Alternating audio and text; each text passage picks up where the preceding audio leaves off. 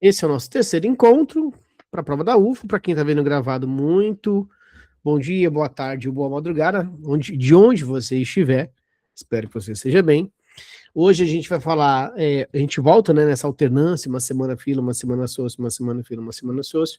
Tá chegando a data da prova. A gente vai ter que fazer alguns sentidos. Então, já vou dizer para vocês, lá no nosso grupo eu vou mandar mensagem para a gente ver as datas certinho, bonitinho, porque eu não quero que a gente faça tudo corrido na última semana, tá bom? Hoje eu quero conversar com vocês, né? Lembre que é um nosso tempo bem curto, e depois eu quero continuar com o pessoal da salinha, porque a gente vai falar de mais questões. Hoje no nosso vídeo, a gente vai falar sobre globalização e capitalismo informacional, que é uma ideia que vincula o entendimento também de uma nova ética, questões. E, além disso, vou falar um pouquinho de sociologia contemporânea com vocês, tá? Especialmente, no caso aqui, para nossa aula, essa aula aberta, vou falar de Norbert Elias, de Pierre Bourdieu e do Bauman. Já na parte fechada dessa linha, eu vou também falar de mais dois autores, né? Não vou dizer qual que são, não vou entregar o ouro ao bandido. E também vou enfatizar mais algumas questões de caráter econômico, tá bom? Bom, o primeiro ponto, né, o grande marcador, toda vez que a gente fala de globalização, invariavelmente a gente precisa falar que ela é uma etapa do capitalismo, né? Então, invariavelmente, tudo aquilo que é central do capitalismo e tudo aquilo que é periférico no capitalismo, na globalização, também vai se perpetuar. Muito embora um conceito muito importante do Anthony Giddens, um sociólogo britânico, vai dizer que o mundo globalizado é um mundo sem fronteiras, é a mundialização da economia, é a quebra, né, das barreiras, e o que a gente tem percebido, né, nos últimos anos, desde 2009, é o contrário, né? Crescimento das barreiras, os protecionismos, os governos ultranacionalistas, isso é um papo para em breve, tá? Mas o fato é que, muito embora a globalização reproduza, né, ou se manifeste por uma mundialização, os países centrais tendem a manter a sua posição enquanto países centrais, enquanto os países periféricos tendem a ter as suas posições enquanto países periféricos, tá?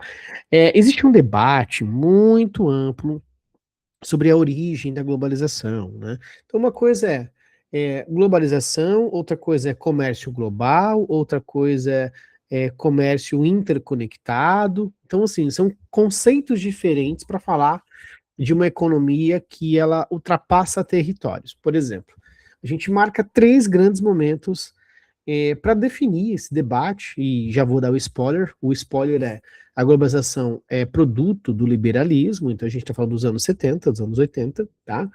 Mas quais são os três momentos históricos? A própria década de 70, né, com o caso que eu vou contar para vocês.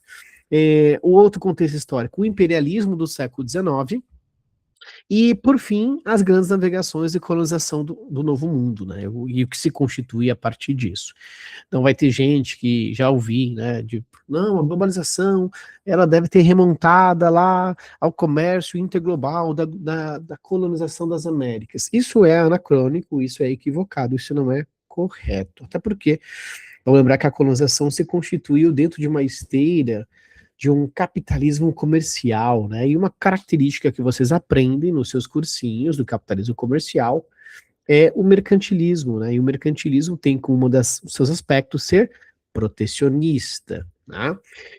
Alguns vão dizer, não, a globalização na verdade se constitui lá com a colonização, com neo-imperialismo, com neocolonização, com o imperialismo sobre África e Ásia no século XIX, ali na segunda fase da Revolução Industrial. Também é um equívoco, porque quando a gente pensa em globalização, a ideia, né, dessa mundialização é ela ser uma relação de centro e periferia com muito mais dinamismos, diferentemente, por exemplo, o que acontecia ali no século XIX. Então, um grande marcador, para a gente terminar essa introdução, é a década de 70. E quem foi a grande responsável em articular economicamente a ideia de um pensamento liberal que vai chocar com a globalização e vice-versa? Uma escola de pensamento chamada Escola de Chicago. Tá?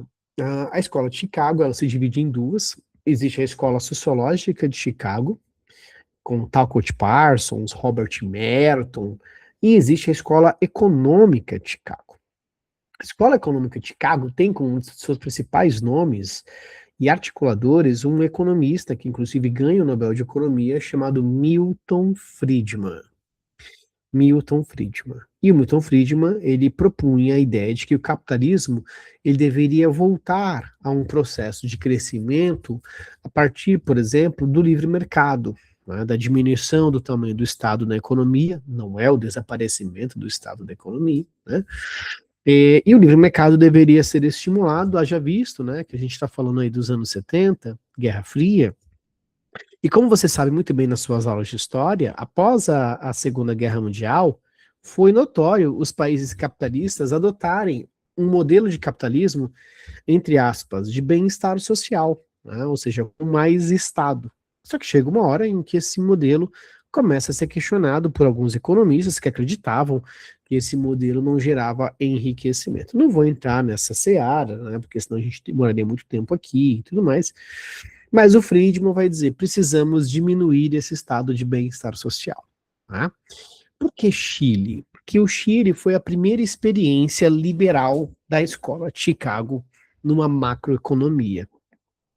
Inclusive, quem estava nesse evento era um brasileiro, Paulo Guedes. Paulo Guedes, ex-ministro da Economia do governo Jair Messias Bolsonaro, era um jovem estudante brasileiro que tinha ido para Chicago fazer os seus estudos em economia e etc.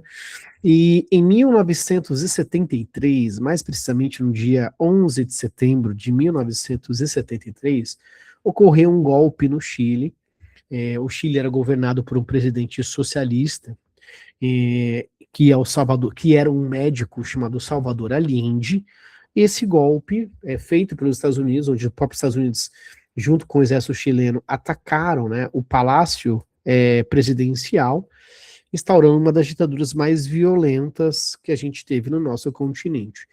E aí, do ponto de vista político, a ditadura chilena, ela foi autoritária, ela foi genocida, ela exterminou indígenas, estima-se de 20 a 40 mil pessoas mortas, e do ponto de vista econômico, inaugurou uma política de desmonte do Estado, não só de desmonte no sentido de diminuição, mas tirar o Estado de algumas funções, como, por exemplo, a previdência social. Tá? Então, o Chile passou a ser o primeiro laboratório neoliberal do mundo, porque os neoliberais não gostam do nome neoliberais. Os neoliberais gostam do nome liberalismo mesmo, tá? E essa experiência chilena, ela vai ser replicada, por exemplo, em outros países, como Inglaterra e Estados Unidos, a partir dos anos 80. Nos anos 80, os Estados Unidos tinham um presidente chamado Ronald Reagan, e a Inglaterra tinha uma primeira-ministra chamada Margaret Thatcher. Então, os Estados Unidos, nos anos 80, influenciados, né, pela economia de Chicago, e ao mesmo tempo sabendo já de um experimento que ocorreu no Chile, vai implementar essa mentalidade econômica liberal, que é o que vai acabar conduzindo, por exemplo, os países capitalistas desde então. Então, desde os anos 80, a política de Chicago, né, vamos usar esse nome, né, porque quando eu falo política, é a mentalidade, né, da escola de Chicago, vai vincular a prática de como que a economia tem que acontecer, tá? Só um breve spoiler, algumas frases são muito conhecidas, né? O Reagan, por exemplo, ele combatia o espantalho do comunismo. A Thatcher dizia que socialista só é socialista com o dinheiro dos outros. É uma famosa frase eu acho que é da Thatcher ou do Reagan, que falava que o melhor programa social era o emprego, ou seja, isso implicou a diminuição de políticas públicas. Só para vocês entenderem, nesse cenário dos anos 80, uma grande escritora estadunidense, que é viva, inclusive, dei aula dela semana passada para o pessoal da PUC, e chamada Angela Davis, ela se candidata à presidência dos Estados Unidos contra o Reagan, ela perde, e ela vai destacar como que a diminuição das políticas públicas nos Estados Unidos, especialmente para as pessoas mais periféricas e mais pobres, conduziram a um encarceramento em massa da população preta estadunidense, né? E aí ela, bem disso, escreve um texto chamado Estarão as prisões obsoletas? Em forma de interrogação. Então, já caiu uma questão, não na UFO, mas na UniOeste, no Paraná, que ela não te dava nenhum indicativo, tu tinha que saber de contexto, né? Qual é a relação do aumento da população carcerária com o capitalismo? Resposta: diminuição de políticas públicas e aumento daquilo que a gente usa até hoje como expressão, que é política de guerra às drogas, vamos construir mais cadeias, vamos combater o tráfico de drogas, e etc. Essa guerra às drogas, para os grandes especialistas, é guerra a pobre, não às drogas, tá? Mas isso é um ponto que a gente poderia conversar em outro momento. Mas, enfim, a gente chama esse modelo econômico de Chicago Boys, né?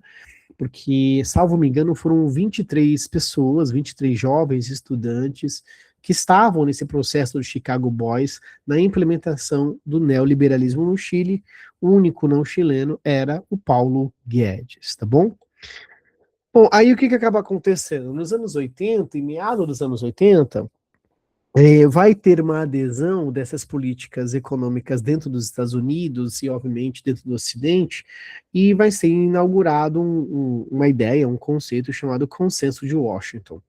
Consenso de Washington representa uma diretriz, tá? Novamente, Consenso de Washington é uma diretriz dos Estados Unidos para a economia, bem ali no finalzinho da Guerra Fria. A Guerra Fria só vai acabar em 91, mas em meados dos anos 80, a União Soviética já está numa crise muito próxima de colapsar. E essa diretriz ela vai ser encabeçada exatamente por isso, né?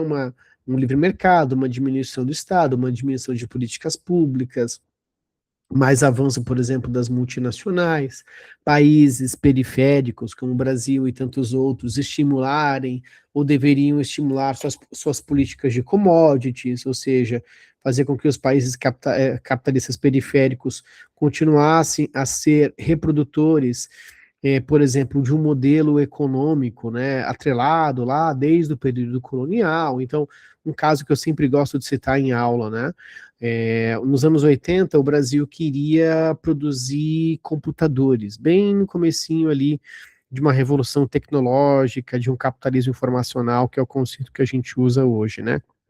O que acaba acontecendo? Nessa tentativa do Brasil iniciar um projeto, né, de querer produzir computadores, os Estados Unidos dizem, tudo bem, vocês podem produzir computador, que bonitinho, muito fofo de vocês, mas a gente não compra mais laranja, fechou? E aí, obviamente, que a gente desistiu de um projeto de computador, porque naquele momento, vender laranja, e até hoje, era muito mais visto como nosso socorro econômico do que tecnologia. Deixa eu dar uma sugestão para vocês, tem um economista gosto de citar em aula, que é o Paulo Gala. Paulo Gala.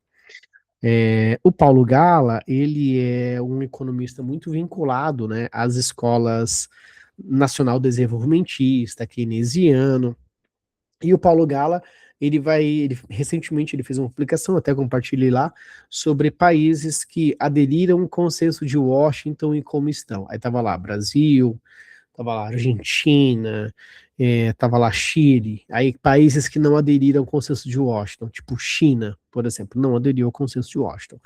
Então, o consenso de Washington é visto como essa diretriz, né, que vai acabar concatenando aí uma política macroeconômica liberal proposta pelos Estados Unidos e, obviamente, com a anuência da Inglaterra. Uma coisa muito legal que pode cair nas provas de vocês aí, em história e tantos outros. Coincidentemente, isso se constitui num cenário onde Inglaterra e Argentina lutavam pela região das Malvinas, e vocês devem estar acompanhando agora as recentes aproximações de interesse do Milley com o Trump, porque segundo o Milley, o Trump prometeu que declararia a região das Malvinas como argentina e não como inglesa, e aí saiu uma notícia ontem que na verdade não, que o Trump remarcou a sua posição de ser ao lado inglês. Nesse cenário aí também do consenso de Washington, até a guerra do Irã e o Iraque deve ser pensada, né? Pela questão da distribuição das armas, a revolução na Nicarágua, né? Com a revolução ali do que a gente vai ter da destituição da família Somoza na Nicarágua, e como que a gente vai ter ali o uso dos contra, que é um exército contra-revolucionário paramilitar, contra, né, a revolução da Nicarágua, né, e etc. Então, é muito importante vocês se atentarem ao consenso de Washington na parte de história com assuntos de agora, que estão rolando agora, como, por exemplo, nesse exato momento, na Nicarágua, a figura do poder e a figura que lá nos anos 80 se insurgiu contra a família Somoza. Mesma coisa com o Milley Trump aqui, a questão Irã-Iraque agora. Então é muito interessante vocês fazerem essa relação, tá? E aí, obviamente, que a gente vai definir esse cenário com uma nova ordem mundial. Para minha mãe, nova ordem mundial são os Illuminati, tá ligado? Disco da Xuxa, ao contrário, essas paradas todas, entendeu? Coca-Cola, ao contrário, alô diabo. Isso para minha mãe é a nova ordem mundial. Mas, na verdade, nova ordem mundial é a ideia de pensar uma sociedade pautada pelo mercado, né? Que mercado que é esse? Como que a gente vai definir esse mercado? Não só pelas multinacionais, obviamente, mas pelas transnacionais, e nessa nova ordem mundial de diminuição do tamanho do Estado, a necessidade dos países estabelecerem laços em blocos regionais ou em economias bilaterais. Então, exemplo para vocês, em 1991 acontece o Tratado de Assunção, que dá origem ao Mercosul, tá? Já é um sinal dessa nova ordem mundial. Em 1993, na Holanda, rola o Tratado de Maastricht, que é o que vai dar origem à União Europeia depois, né? Que é a junção de várias questões de blocos econômicos do cenário de pós-Segunda Guerra Mundial, CECA, Benelux e tantos outros que vocês aprendem lá nas aulas de geografia. E em 94, e depois em 95, a ratificação do NAFTA, né, que é o bloco econômico de México, Canadá e Estados Unidos. Então, essa nova ordem mundial, ela vai jogar os países em uma necessidade de estabelecer alianças com a justificativa, em tese, de que o próprio mercado se autorregula. Eu estou falando isso com vocês, eu espero que vocês estejam me entendendo, mas a escola de Chicago, que encabeça tudo isso, ela vai procurar razões históricas para essa justificativa. Então, por exemplo, lá nos anos 20, no Senado do nazifascismo, ocorreu na Áustria uma escola de pensamento econômico chamada Escola Austríaca. E a Escola Austríaca, que inclusive tem bastante seguidores no Brasil hoje, ela dizia da necessidade de combater, por exemplo, todas as formas de coletivismos. O Estado seria uma forma de coletivismo, o fascismo seria uma forma de coletivismo, o socialismo seria uma forma de coletivismo. Além disso, a Escola de Chicago, além de remontar a escola austríaca, com nomes como Ludwig von Mises e Hayek, voltava lá no século XVIII para pensar as origens do próprio capitalismo em Adam Smith, né? A ideia de que o mercado é regulado por uma mão invisível, a mão invisível do mercado. E como que a mão invisível do mercado entra aqui nessa questão da nova ordem mundial da globalização? A ideia de que é o seguinte, olha, o próprio mercado se regula. O próprio mercado resolve. Teve crise? Não, deixa o mercado regular. Não, mas porra, tá morrendo gente pra caralho. Deixa o mercado regular. Teve expansão de capital, aumento do consumo de pessoas? Deixa o mercado regular também. Não deixa com que o Estado faça o papel nem de salvar a economia, né? E além de não salvar a economia, não é dever do Estado, por exemplo, ser o Robin Hood, né? Fazer com que dê para os ricos, tire dos ricos e dê para os pobres um momento de expansão.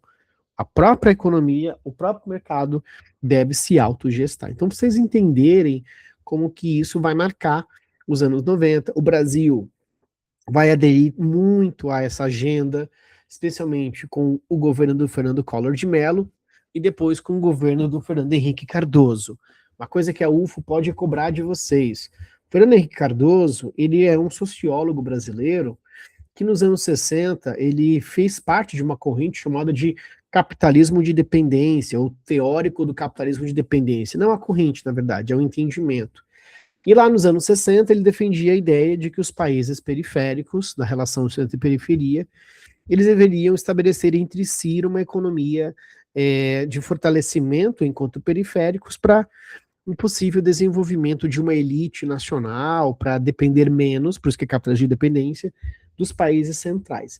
Quando ele assume a presidência no Brasil nos anos 90, ele fala é atribuído a ele uma famosa frase que é: esqueça tudo que eu escrevi. Por quê? Porque ele vai querer sintonizar o Brasil dentro dessa nova ordem mundial do consenso de Washington. Como? Privatizando. Então, as nossas estatais vão ser privatizadas, a gente vai ter mudanças na lei do campo, na lei de acesso à terra, como a lei Candir, por exemplo. A gente vai ter mudança, por exemplo, na questão dos dividendos e lucros nas bolsas de valores, e não só nas bolsas de valores também, mas nas empresas estrangeiras no Brasil. Então, isso aqui é uma forma, a UFO pode perguntar, a diferença do FHC sociólogo dos anos 60 e o FHC presidente dos anos 90, tá bom? Uma questão muito legal, tem um conceito, vocês devem com certeza já ter ouvido, que é o conceito de glocalização. E a ideia de que a globalização ela se manifesta localmente, né? Como assim a globalização se manifesta localmente? Ó, eu tô aqui com minha Schweppes, né? Que como vocês sabem, ela tem um nome gringo, e aqui nela, não é o caso dessa, é o caso dessa sim, eu não consigo ler, gente, mas ela vai ter, por exemplo, informações em português, informações em inglês, ela vai ter onde que ela é feita, olha, Uberlândia é refresco, vocês sabiam disso? Quem sabia disso, bicho? Olha, é um sinal pra vocês passarem na UFO, hein? Caralho! Esses que estão ao vivo aqui vão passar na UFO, porque eu estou tomando uma Schweppes, que de alguma forma a sua subsidiária é em Uberlândia. Amém, igreja? Amém, igreja? Que sensacional, bicho! Gente, que sem querer essa coincidência. Então, tá, enfim, a ideia da localização é a ideia de que a globalização ela se manifesta localmente, ou seja, imagina você aí que está numa cidade pequena, num bairro afastado, e aí você compra a Coca-Cola, né? Ou compra a Schweppes. E aí você compra a Coca-Cola, que é uma empresa internacional, vai estar lá no seu idioma, vai estar no idioma da própria Coca-Cola, né? E além de tudo mais, além de estar nesses idiomas, vai ter aspectos lá, por exemplo, de diversos lugares do mundo. Então a globalização, nesse conceito de localização, ela não tem um centro. Por mais que exista centro e periferia, né? Ela tem fragmentações. Tem um teórico que eu vou dar aula dele hoje para PUC, chamado Floridi. Ele fala que existe um poder cisão. O que é o poder cisão? Uma fragmentação, tá? E aí, né, para terminar nossa aula, porque é uma aula infelizmente curta, eu fico triste quando uma aula dessa que é tão boa e é tão reduzida ao mesmo tempo, né? Bom, todo mundo aqui já ouviu falar sobre o Zygmunt Bauman. Eu, particularmente, não gosto de dar aula de Bauman. Eu gosto do Bauman, mal ou menos, mas não gosto de dar aula dele, porque eu acho que é muito reduzido ao conceito de liquidez. É, rapidamente, o Bauman vai dizer que a gente atravessa uma crise de identidade que foi acentuado com a globalização. Miro, como assim? Você pode dar um exemplo? Claro. Vamos lembrar que a Guerra Fria marca uma sociedade binomial, uma sociedade de guerra entre capitalistas e socialistas. Capitalismo e socialismo são valores absolutos, né? Sou capitalista, sou socialista, né? São teleológicos, isto é, visam um fim, né? O capitalismo, cada vez mais, uma circulação de capital que vise uma superação dos atrasos nessa perspectiva capitalista, já o socialismo, né? Visa um fim da luta de classes, da contradição, do monopólio dos meios de produção e uma circulação dos meios de produção, então ambos são teleológicos. Acaba a Guerra Fria, em tese, né, derrota do socialismo, mas ao mesmo tempo um capitalismo que também precisa aí se reorganizar, se readequar. Uma coisa que eu esqueci de falar para vocês, pelo amor de Deus, eu esqueci, não podia ter esquecido isso, para quem tá vendo gravado, inclusive. Posso falar rapidinho, né? Vou falar bem rapidão. Quando a gente tem o fim da Guerra Fria, tem um autor que está vivo, chamado Francis Fukuyama. Fukuyama, vou escrever no chat e vou ditar para a galera do online, Fukuyama, dizia que a globalização e a vitória neoliberal representavam o fim da história, de que o capitalismo venceu lá atrás o nazismo, venceu agora o socialismo da Guerra Fria, E agora chegamos no fim da história, onde a gente chegaria num estágio perfeito, onde a democracia liberal se consolidaria, que não haveria mais espaços para muros e etc. Alguns anos atrás, peraí, eu vou tossir. Alguns anos atrás, ele chegou à conclusão que, na verdade, ele estava um pouquinho equivocado na análise dele, porque houve um crescimento de sentimentos protecionistas e nacionalistas. Ok, tá, fechando. Voltando aí no Bauman. Para o Bauman, esse momento que se define como o fim da história é marcado por fim de valores absolutos e automaticamente por fim de coisas sólidas. Então, na concepção do Bauman, a gente vive uma era onde os tempos são líquidos, né, porque os tempos se diluem, ou seja, a gente não tem mais uma concepção futura de vida, é tudo para o presente. E não só o tempo é líquido, né, mas os valores sociais e a própria sociedade é líquida. E isso se fragmenta em muitas questões do cotidiano, os amores são líquidos, não quero nem entrar nessa seara com vocês. Mas o conceito de liquidez de Bauman está atrelado a uma crise de identidade. Inclusive, isso é um livro dele, chamado Identidade. O Bauman, ele é polonês, e ele foge da Polônia durante a Guerra Fria, ou vai embora da Polônia durante a Guerra Fria, e constrói toda a sua vida na Inglaterra, onde passa a ser conhecido como baita teórico, tal. Até que, comecinho dos anos 2000, ele vai ser homenageado na Polônia como um grande polonês, e ele não se identificava mais polonês há muito tempo, ele até recebeu uma honraria da rainha da Inglaterra, estrela da Inglaterra. Então, essa crise que gera nele, ele fala assim, putz, eu sou polonês de nascimento, mas eu sou polonês? Tipo, mano, eu tô na Inglaterra hoje, mas eu me sinto inglês. Então, a partir do texto Crise de Identidade, ou identidade, na real, que é o nome do texto, é importante a gente pensar o que é essa liquidez em Bauman. Então ele vai dizer que, por exemplo, a gente confunde comunidade com rede, que em comunidade, né, existe uma coisa chamada constrangimento. Então, na minha infância, quando eu brigava lá com o Jordão, moleque da minha rua na Praia Grande, que ele me batia, no dia seguinte eu tinha que ir para a escola, todo mundo me via, né? Constrangimento, a vergonha. Ao mesmo tempo, o meu aniversário comemorado ali na vizinhança, todo mundo via. Hoje não, né? Hoje eu brigo com o Gabriel Barbieri, eu bloqueio ele do Instagram, eu omito story, eu deleto ele, bloqueio do Facebook, ou seja, não tem constrangimento. Ao mesmo tempo, sei lá, a Sofia passa a ser mó firmeza, pô, conversa com ela pra caramba, e de repente eu conheço, sei lá, o Roger que tá aqui, e aí eu vou conversar menos com a Sofia, e a Sofia não conhece o Roger.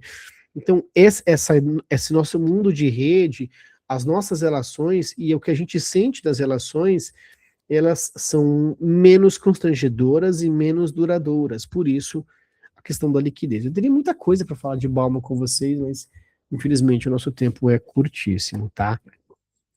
Um outro autor para a gente pensar o mundo contemporâneo numa perspectiva capitalista é o Bourdieu, Pierre Bourdieu, em um texto dele chamado Economia das Trocas Simbólicas, é um texto sensacional, inclusive, onde o Bourdieu vai dizer que o capital, e aqui ele vai ter uma leitura materialista, weberiana, durkheimiana, o capital não existe apenas como um elemento econômico, né? Não existe apenas o capital econômico, não existe apenas o capital que faz com que a gente compre um carro massa e etc. Mas como que o capital também ele é um elemento de aquisição de outras formas de capital.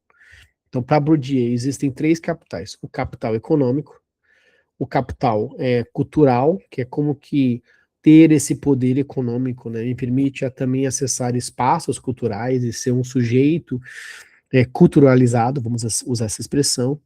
E também existe o capital social, como que ter o poder econômico me permite também estabelecer uma relação social entre iguais, mas entre iguais com o poder. Né? Então vamos dar um exemplo aqui, claro, vamos lá. Supomos que eu seja um dos caras mais ricos do Brasil, assim, e graças a essa condição, eu consiga ir para mais museus, eu consiga falar mais línguas, eu consiga, por exemplo, saber mais de culturas de mais países, porque eu viajo mais. E ao mesmo tempo, suponhamos que eu seja também esse sujeito e eu consigo comprar quadros que custam 200 mil reais, né? Ou também sou esse sujeito e graças à minha posição econômica, eu conheço pessoas que articulam, por exemplo, a minha existência nessa posição, tendo aí um capital social. Eu sempre gosto de brincar com os alunos que o capital também pode ser inverso, né? Por exemplo, a Anitta vai cantar com a Shakira hoje, né? Hoje ou amanhã? Acho que é hoje, né? A Anitta vem lá, esqueci o bairro dela. Acho que é Realengo, não é Realengo. Vai, se seja Realengo. Bairro periférico, não é o bairro central, o bairro suburbano do Rio de Janeiro, na verdade, não periférico, não sei se é o termo correto.